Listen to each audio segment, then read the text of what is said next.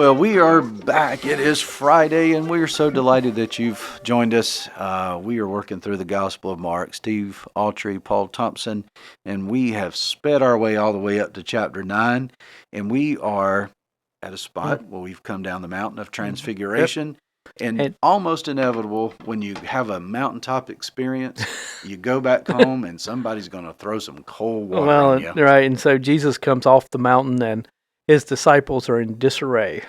And again, I said yesterday, there's a little bit of a parallel. If you think about Moses being up on the mountain receiving the law, he comes down off the mountain, and the people of Israel have lost their minds. They're worshiping idols and doing golden calves. Doing all kinds of crazy stuff. But it's not quite that bad when Jesus comes down, but there is disappointment, right? The disappointment is that the disciples had tried to cast a demon out of a boy, and they couldn't do it. And they bring this boy to Jesus who's having convulsions. The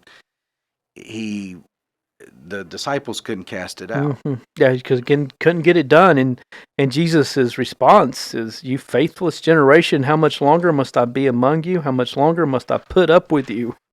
Bring him to me." Yeah, yeah. It's like this one's going to take me doing it, and the question then becomes, the man says, "You could heal my son if you're able."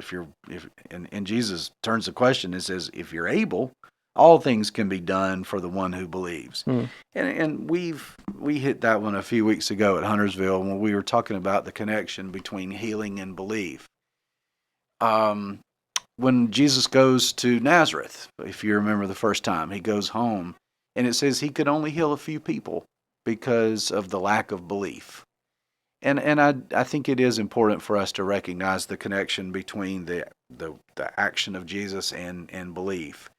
But also to be careful that if someone isn't healed, that it's not lack of belief. I know there's been cases where people blame themselves. I know of a very tragic story where a woman felt like her child's death was her fault because I must not have believed. Yeah. I must not have been faithful. I must not have prayed hard enough. Be careful with that. Right. That is not what we're saying, but I do want you to recognize that often. I remember reading an article not long ago. Rick Finger at church gave it to me. Basketball game, 1972, I think, between Duke and Carolina. Carolina was down 8 points. Don't talk about this. 8 points with 17 seconds and no 3-point line. And Dean Smith in the huddle said, "Boys, we're going to win this game."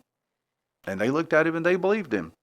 And Carolina pulled off a miracle. They ended up tying the game in regulation, won in overtime. Not that I'm a big Carolina fan and you're a Duke fan, but just trying to remind you about that. Thanks. It is Lent. I should suffer. So I guess I should thank you for the pain. Okay, moving on. We're going to leave that one behind. But again, though, that idea, finding those places, where does heaven and earth overlap? It principally overlaps in our faith and our belief. When we believe in it, we are engaged in the work of heaven. And so the resources of heaven become available. That's part of what's going on, and prayer is one of those principal places. I mean, what good does prayer do if all things are settled? Well, prayer matters if heaven and earth overlap in the people of God. And it matters in the act of the sacraments because those are places of overlap between heaven and earth. So in your prayer life, you're engaging with the very power of heaven. And it's available and accessible, and it matters. And it takes belief to even step into that realm of prayer. So here we have then, right after that pericope, Jesus. And by the way, a pericope, that for Mr. Fancy over here, is just one. It's a small. It's the way stories are organized. It's a standalone unit. Yeah. Right. So there you go. So then Jesus tells the disciples for the second time, "Look, I'm going to Jerusalem to die." Yep. He ends up doing this 3 times. Get that connection between 3, but it's this idea that he continues to try to help them understand this is the nature of what it means to be a disciple. And then Mark does this fascinating thing that he can do so beautifully, is then he flips the switch, and Jesus is trying to tell them about dying, and they want to argue about who's going to be the new Secretary of State and the Vice President in this new administration. Yeah, but it ends there in 932 with that particular pericope. But they did not understand what he was saying and were afraid to ask him. Yeah. How many times are we afraid to ask because we're like, I'll just look like an idiot.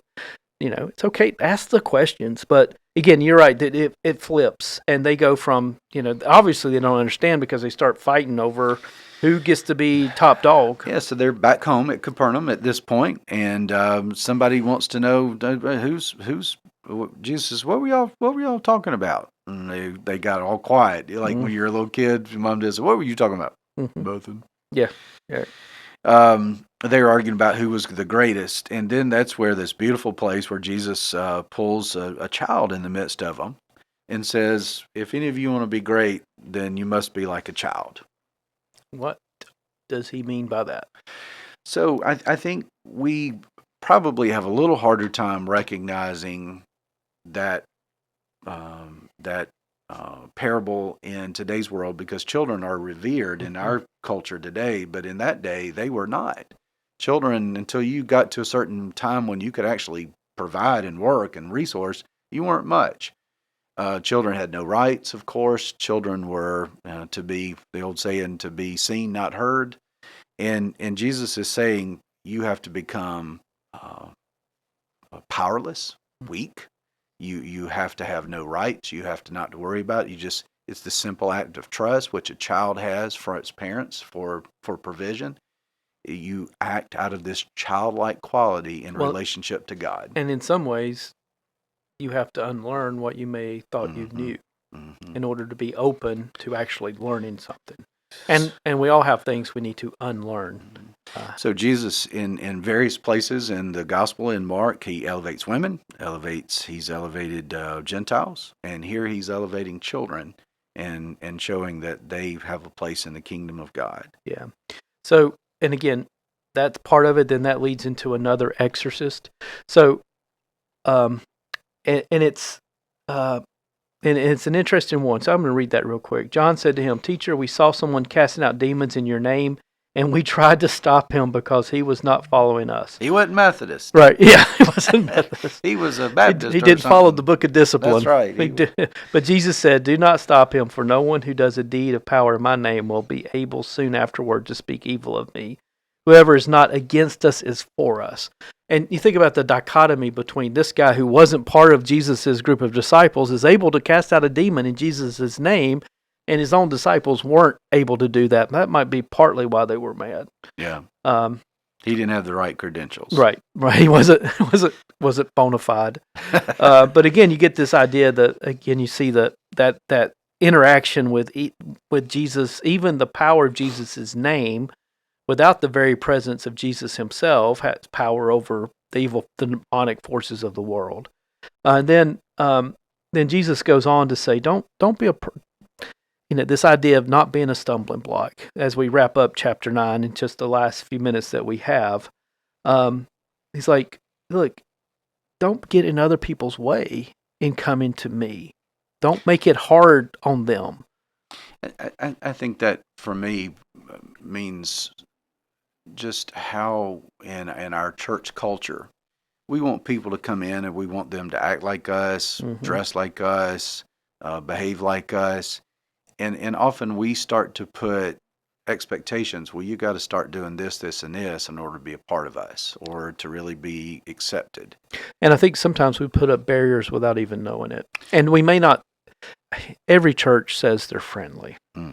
Not every church is actually friendly. Often we're friendly to ourselves rather than friendly to or we may people. not even realize that just by that some people may drive into our church parking lots, take one look around and go, I don't belong here. To the cars are too nice, Yeah. the people are dressed too well, the situation just doesn't look like I'm going to fit there. Yeah. And so Jesus takes this idea of being a stumbling block very seriously. And then takes it one step further about sin. If you've got something in your life, if you've got a phone, if you've got a television, if you've got a computer, if you've got anything that really is contributing and helping you stumble, then you ought to think about getting rid of those things. Yeah. You absolutely need to. You absolutely have to get rid of them. Mm-hmm. And again, he uses all kinds of language and in 47, and if your eye causes you to stumble, tear it out. It's better for you to enter the kingdom of God with one eye than to have two eyes, and to be thrown into hell, where the worm never dies and the fire is never quenched. For everyone will be salted with fire. Salt is good, but if salt has lost its saltiness, how can you season it? Have salt in yourselves and be at peace with one another. That's hard language to understand, but so take seriously your walk, right? Don't just mail it in, because that's not going to cut it. We really are not what we say we are. We are what we do every day, and that's what matters. And I think Jesus is pinpointing for us that words really don't matter. The words we say, "Oh, how I love Jesus," we sing that on Sunday. But if we're not loving Jesus on Monday through Saturday in the ways that we interact with our neighbors, our coworkers, our kids, our family members, then they're really those words pretty empty. Yeah, right. Yeah, to live it out, which is, that's some pretty good text there to reflect on in the midst of Lent. Well, we are at a stopping point for today. I cannot begin to thank you enough for the time. I hope you're getting something out of this. We certainly, even the experience of it is a joy for, I think, both of us. Thank you so much. Thank you.